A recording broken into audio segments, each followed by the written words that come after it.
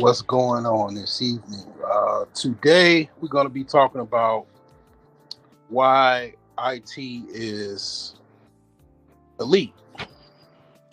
So, I do like a lot of other people, especially people in IT. I use Chat GPT. Um, I still use I still use Google search, but I I actually have like a paid version of Chat GPT, or just basically AI that I use from time to time. The reason I use basically let's just say AI versus Google search is primarily Google search just gives you basically a reference to a website that has information. AI, or let's just say Chat GPT, it gives you the information like basically condensed and right to you. Like it's like the equivalent of you telling your son to go like to the store and get some milk. And then okay, like for Google, okay, you tell your son to go get some milk. And then your son is giving you a list of options of where you could possibly go get the milk and all of this other stuff and where milk comes from and all it. When you're just basically asking, okay, I need to get this and I need it right now. Well, AI or Chat GPT, it just gives you the damn milk. You come back and your son, about 15 minutes later, 30 minutes later, your son is, he's delivering the milk, versus, uh, Google search or whatever. But I still, like, for the most part, I still use Google search. But that's not what this is about. Primarily, one of the things that I found out recently is that there's basically less than 1%, actually, about, no, not less than, it's actually 1% of the US population that works in IT. I thought, here's the thing, okay? I assumed that it would be higher than 1%. I never thought to look that up. I never thought, okay, how big of a deal it is to work in IT. I never really, thought about it as far as like what's the percentage of people that actually works in IT, and come to find out, it's only 1%. So I'm not saying that working in IT you're gonna be a super rich millionaire or you're wealthy, but in the aspect of a career field, you're only 1 percentile as far as the population in totality. You being an IT professional, no matter if it's hardware, software, whatever, you're in the 1 percentile as far as Americans that have that skill set that work in that field. So that was just something that I felt compelled to let you know. I do have a boot camp that I get you basically into the hardware field, like hardware troubleshooting, hardware repair. Um, I have a boot camp that I can get you basically into IT. Now, I know I'm not probably the most magical salesman. I'm not. I admit I'm not necessarily the most magical as far as marketing. Uh, you know, that is concerned, as far as what I offer. But I do have something that can get you in. Like I do, like some people, they kind of talk about things, or they talk about the fact that they're in IT or whatever, but they don't really have anything to bridge the gap. They just gonna tell you some website, give you some resources, which is cool, but I have something that I took some time out for about a good month, and I have something that I can give you to kind of get you in the game. Okay, it's not a long course or anything like that. It's basically something as like a roadmap where you can kind of get in the game. Okay, because IT is one of those things where you gotta know IT. You don't come out your mom, basically knowing how to fix computers, how to basically deal with IT skills and support and stuff like that. That's not something that you learn, just from regular school, or you gotta. It's something that you gotta learn. Like you gotta basically um, learn that. So I do have something that I can um, basically get you in the field, basically, and get you in the game. And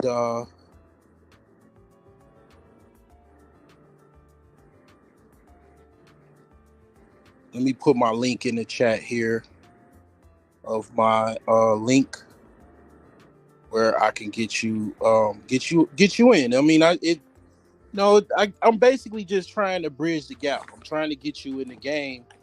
It's basically a course that is basically like a roadmap to, basically get in IT, under basically IT hardware support, software support. Now, here's another thing, and this is for the software guys. And maybe you can understand why these guys are so egotistical, so you know, just kind of they have a god complex almost, because basically when you go into software development,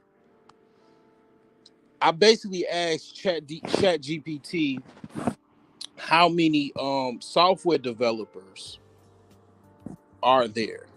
All right. In of course in the IT field, right? We already know it's about one percentile as far as let me kind of turn this music down because I don't really know how it sounds. I want you guys to hear me. Make sure you hear me.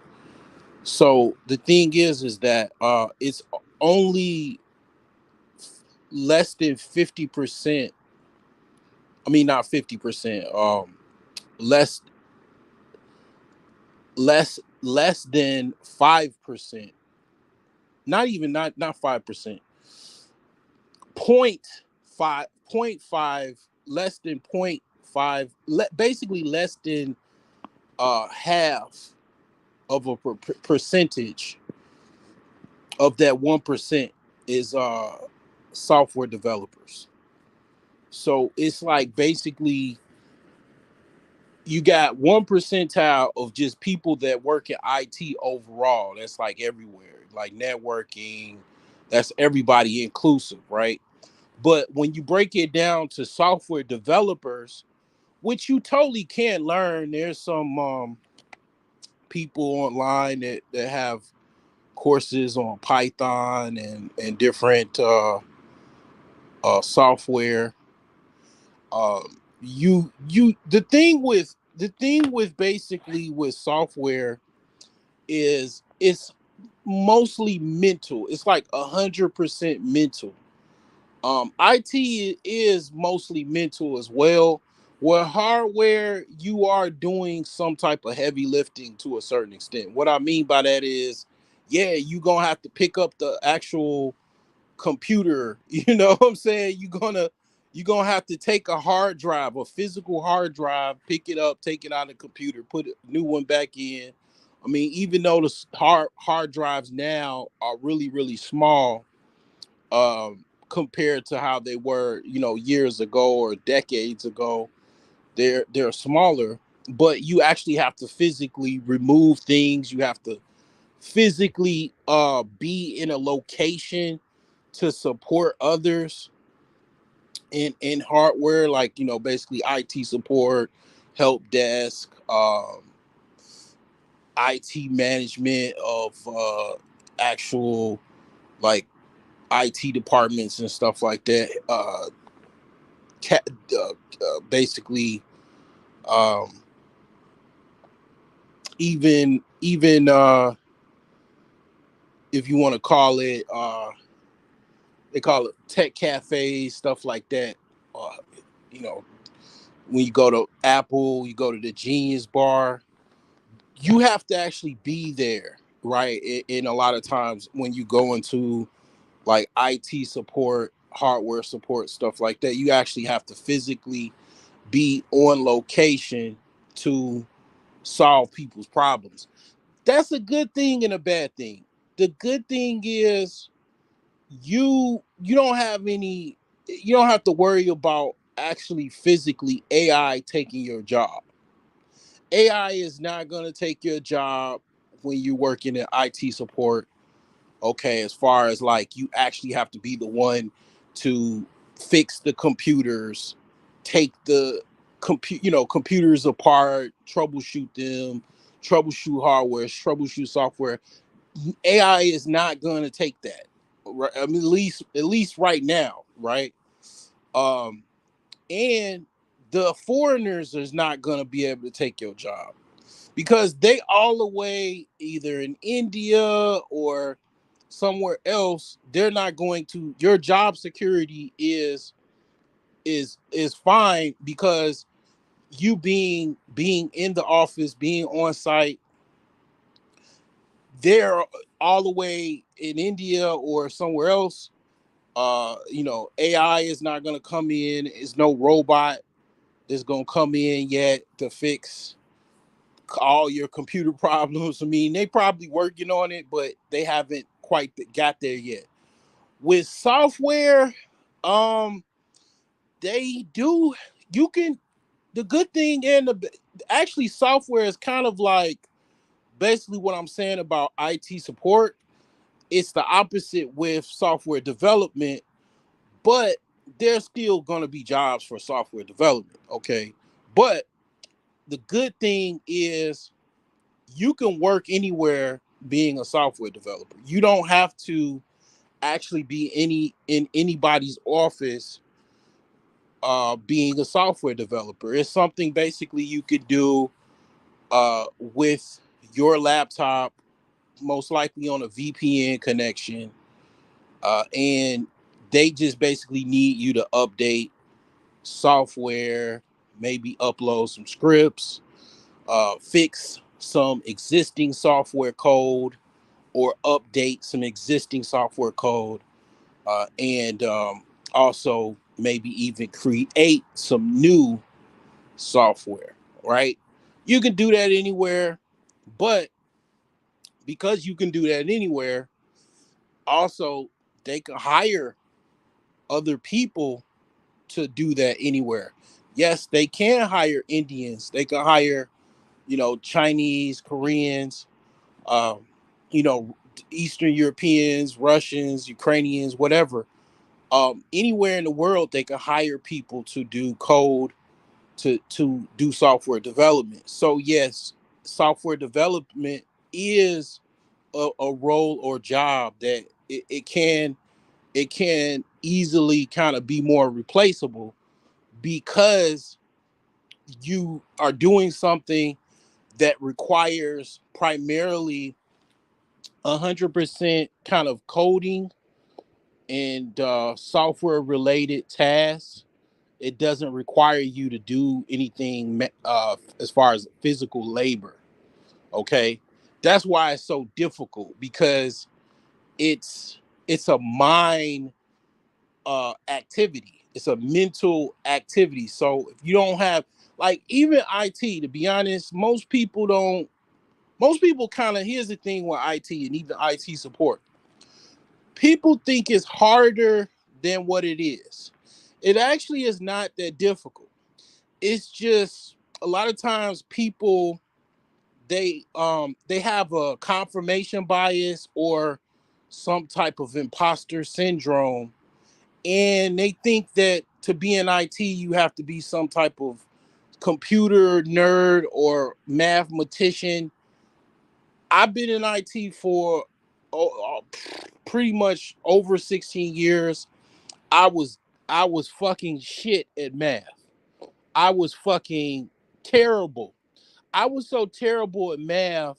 It would be embarrassing to absolutely tell you the truth on how terrible I was with math.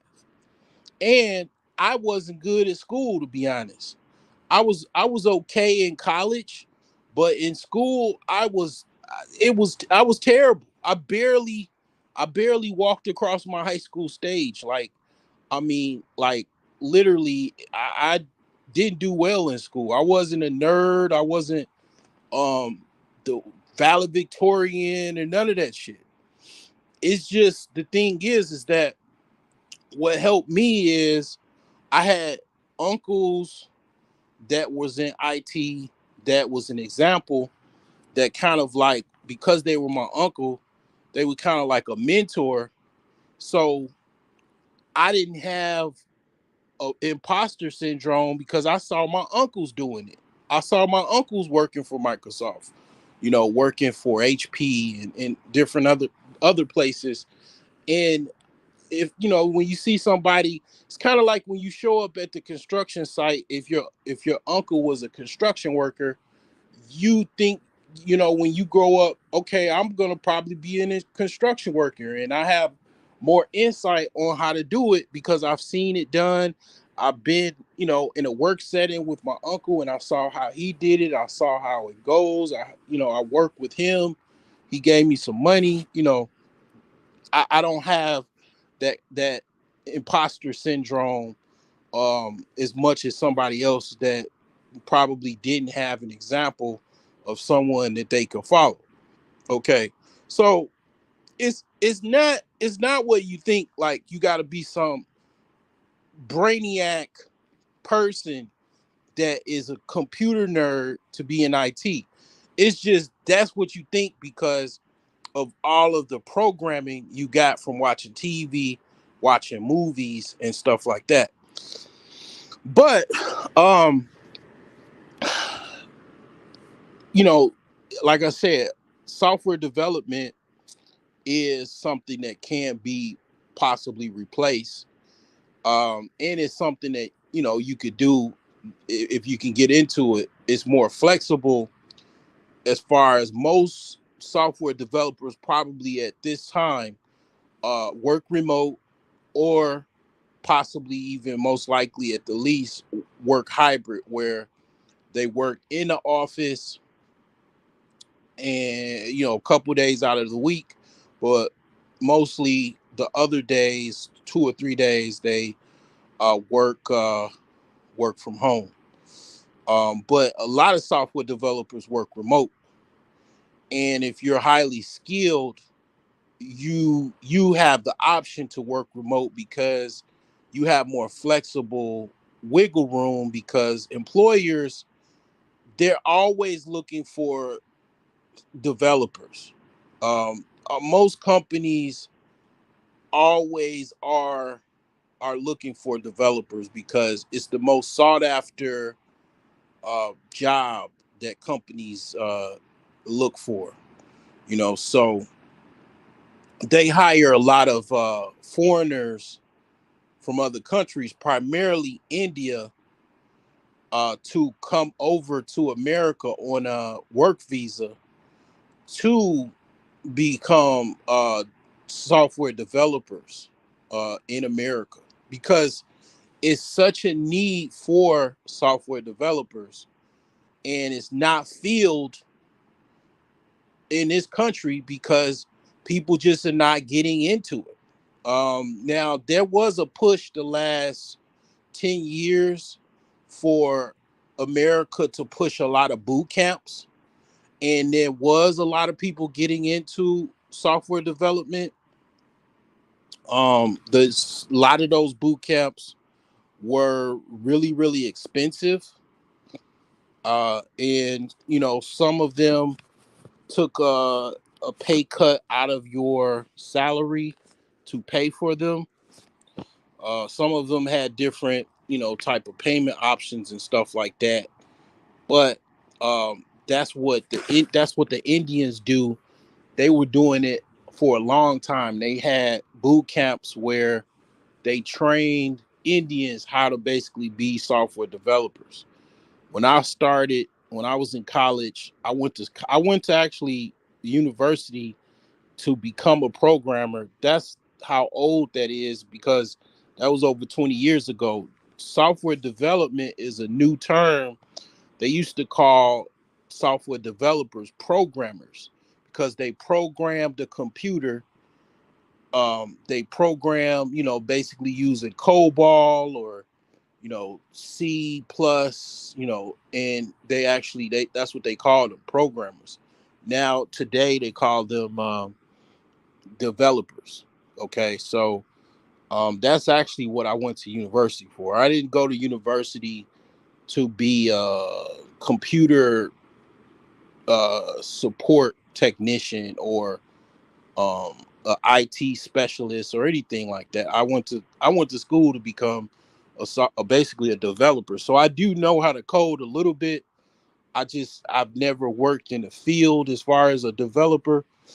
Um, it's never too late, but it's like it's one of those things you kind of have to get in, find a way to get in, but you have to have experience in order to be able to get a job. Well, you got to start somewhere, and all of that type of stuff. So that's kind of where that becomes difficult, but you can do it. But it like I said, it's less than half of that 1% of IT professionals that are developers. Okay, so it's probably the most rarest of people that are in IT, unless you want to talk about like computer scientists and stuff like that, and that gets rare.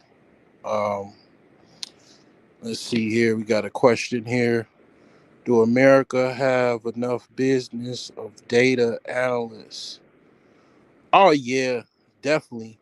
Because when you get into data analysts, you talking about software development. That's you still into software development, because a data analyst, it will be dealing with SQL or SQL. And actually, I'm gonna be honest, like SQL is something that you could kind of learn easier than Python. Then it's easier to learn than like uh .NET or Python or Ruby or React or any other of the languages.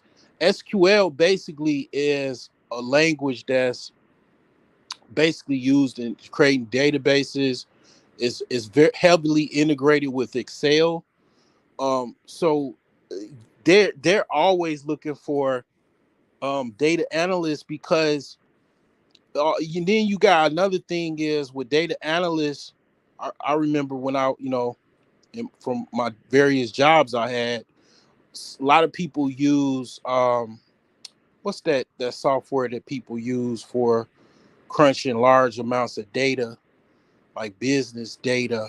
Uh, Give me just a second. Let me think about what's that software? Uh, it'll come to me, but they use different programs to crunch data. Um, it's one that let me see if I can find that. Yeah, there you go. Tableau. So yeah, I was actually gonna Google it, but yeah, Tableau is something that is used a lot with data crunching and different reports and stuff like that. So there's, I mean, it's probably one of those uh, career sets that's probably kind of underserved. So yeah, it's tons of employment out there for data. But here's the thing, I will say the job market is kind of difficult right now, because there's been a lot of layoffs. The economy is kind of stressed out a little bit. The business sector is kind of stressed out. So I'm not gonna say that the job market is like it was 2 or 3 years ago or 4 years ago. No, it is kind of messy out there right now as far as the job market. But SQL is in Tableau, basically is it is used a lot, and there's a lot of employers that you go like on Indeed or LinkedIn, you put in SQL, you put in Tableau. There's tons of jobs if you know how to use those programs, those two programs. Um, if you're like a SQL developer, it's tons of jobs. It's always been tons of jobs in SQL. Um, so yeah. Okay, congratulations, man. Congratulations. So yeah, the thing is that you know, again, it's not what you think. Like IT is, you don't. I've met some of the dumbest people that you ever see in your life, like that work in IT. Um, I've met people. I've worked jobs where, because a lot of unfortunately, and I get ragged on by the guys that's like, kind of more senior than me, as far as like they've had jobs where it's just kind of more up the ladder, or just higher skilled. I'll just say higher skilled um, roles. They rag on me because I've been in IT support way too long. And one of the things about IT support is it's pretty much entry level. And I've worked places where it's guys that's their first job. It's their first IT job, or it's their second job.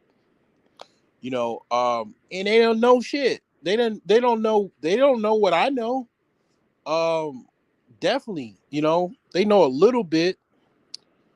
And I've worked with people that just off the, you know just came off the street, came from working at CBS or something, and they got in IT. And the thing is that you don't you don't know that you can actually do it and just kind of get into it, and you don't have to be this brainiac computer nerd to get into IT.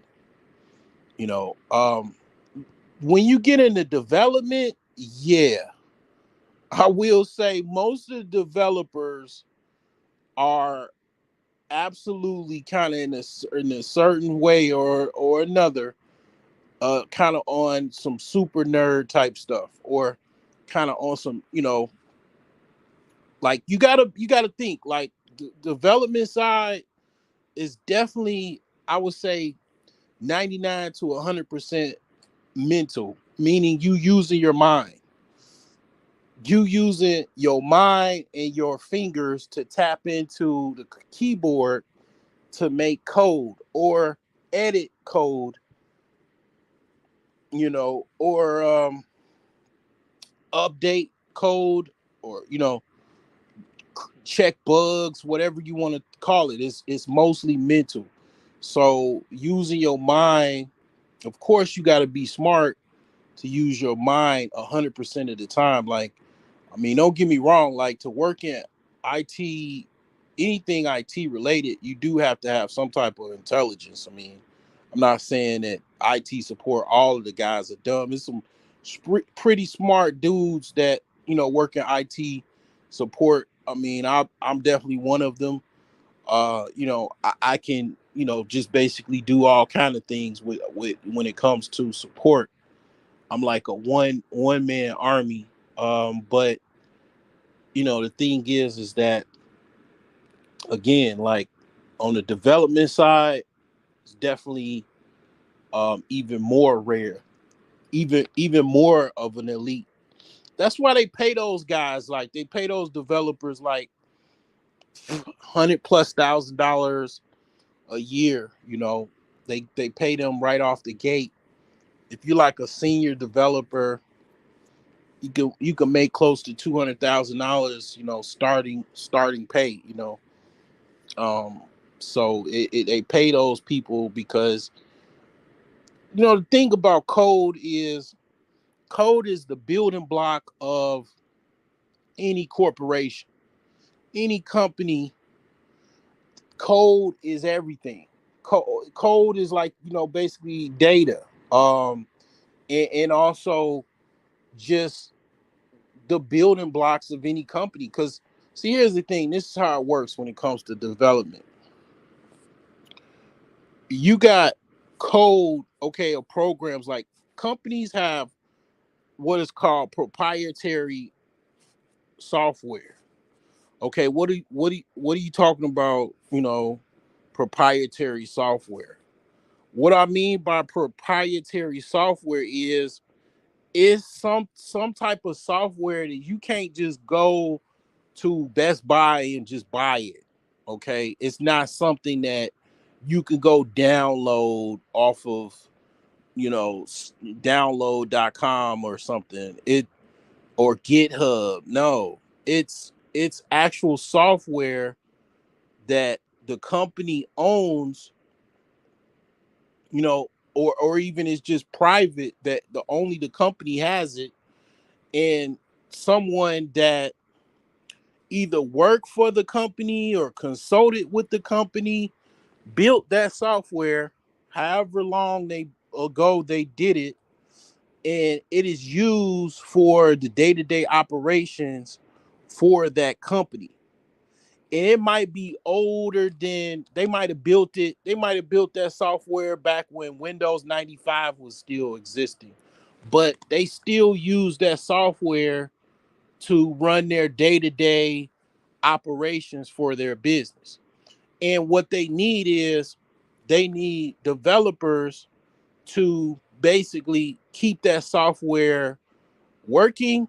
And if any updates need to be done, or patches or bugs need to be, sorted out, they need software developers to basically maintain that software.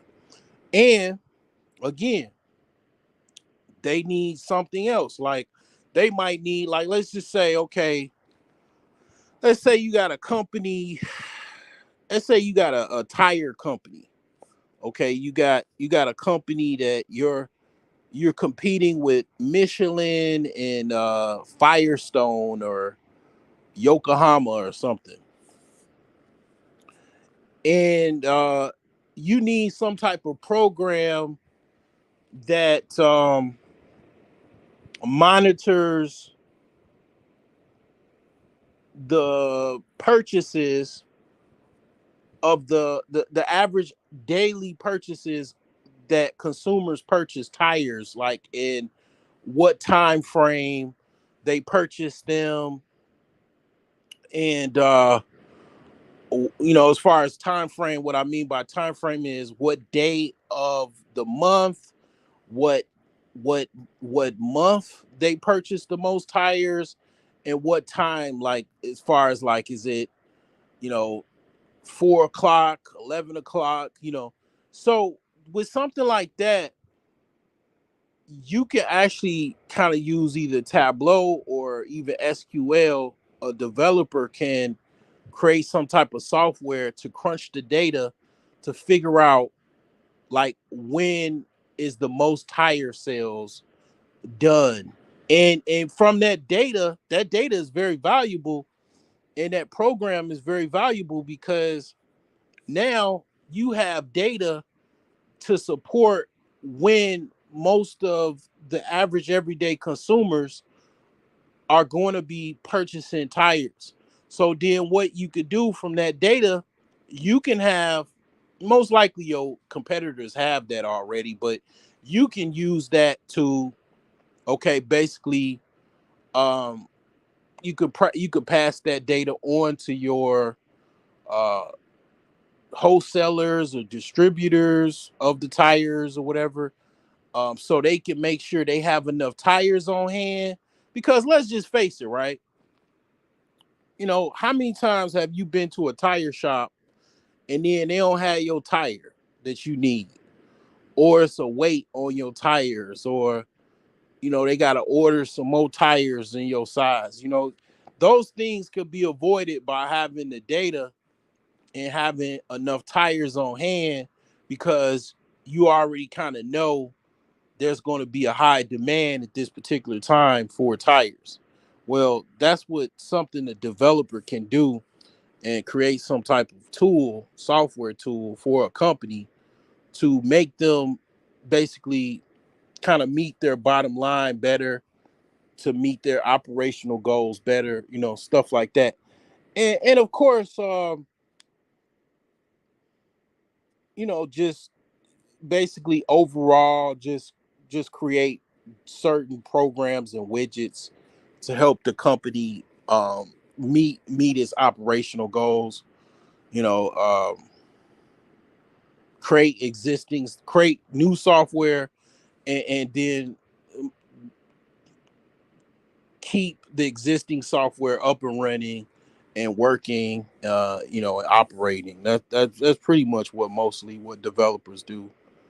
Um, and then you got websites and stuff like that. Websites is absolute.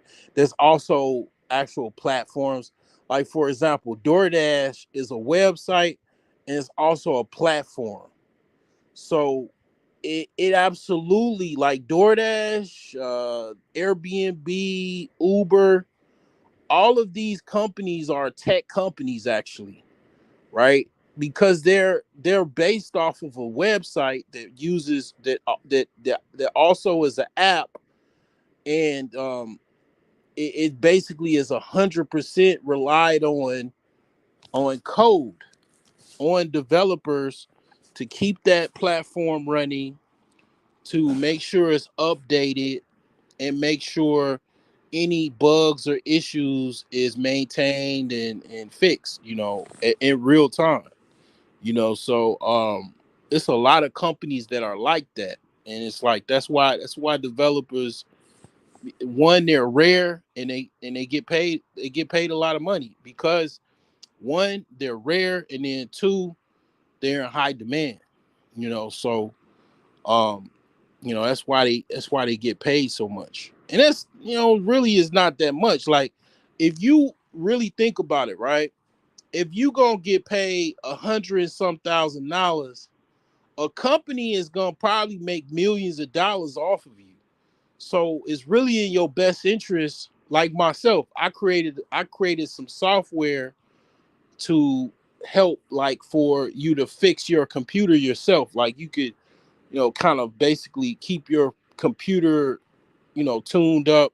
I created some software to do that. Like, basically, that's the best thing you could do, is create your own software and sell it, and make millions of dollars off of it. Because if you working for a company and they paying you, they're not no company hardly pays you 100% of what your value is. They pay you a percentage of your value, and they get maximum value in return for you working for them. So, a lot of people don't really kind of understand that or think about it or, do anything about that. But, I mean, I certainly have. Like, I had my own computer store for close to 3 years. I was pretty much 100% entrepreneur. Like every day I opened a computer store, you know what I'm saying? So I went into business, and yeah, it was a struggle, but I was all right. I mean, this was before, they had other opportunities and stuff like that. Cause like if I did that, like right now, it would be a lot better because I had the problem of like where a lot of entrepreneurs had and business owners had. I was just starting out, and I didn't make enough to pay myself a salary. Well, you got all kind of gig work you could do nowadays that wasn't available, around 2009, 2010 when I had my store. Um, so I had to kind of like look for work outside of my store, and it really was rough because that was during the economic collapse of 2000, the mortgage collapse of 2008. So it wasn't really that many jobs available around that time, so it's a lot more opportunities to kind of make some money, uh you know as a contractor or whatever now doing gig work than it was back then. So I was struggling, back then when I had my store. Um,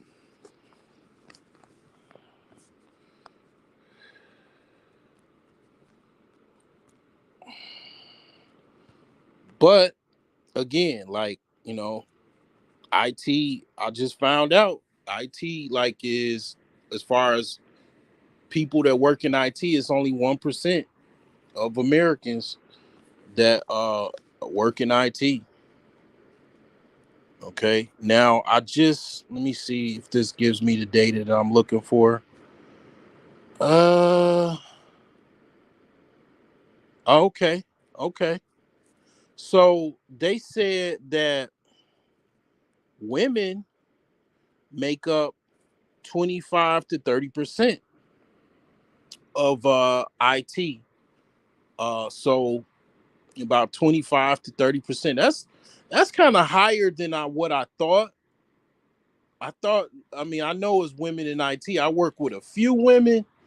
It's always like if I work for like the last job I had, okay, it was basically um like one it was like one chick that worked in my department, but most times it's like one, maybe two women at best, right? But it's very rare. It's not that many women that I work with in IT. Like you lucky to see one at best. You don't really, and a lot of times, like I don't know if they'll give me how many black people work in IT, but I don't. I definitely would probably say that out of that 1%, probably less than like 10 to 15%.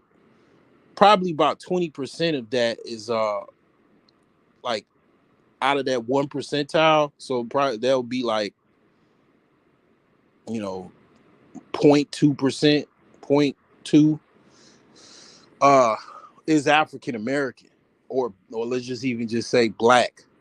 you know Men or women that work in IT is very rare. Like most of the jobs I worked, I was probably the only black person in the whole department. It is many times I was the quote unquote token Negro because it was just nobody else in the. They had they one nigga quota, and then that was it. I met that one Negro quota. many times in different IT jobs that I've had where I was the only black person probably in the whole company that worked in IT. Like it's just it's I mean it's also it's to this at this point I'm like I'm not even surprised at all. And it's like it's almost like to be expected. I mean, to be honest, it's not that many black people that work in IT. I will tell you that.